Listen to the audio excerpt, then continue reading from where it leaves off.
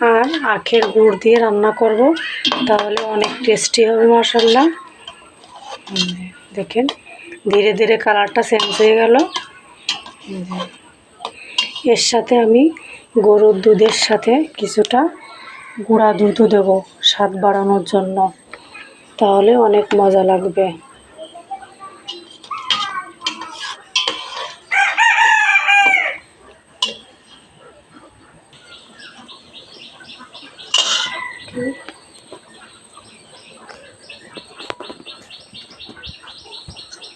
আখের গুড়ের ক্ষীর, তাই কিছুটা কালচে কালার হয়ে গেছে।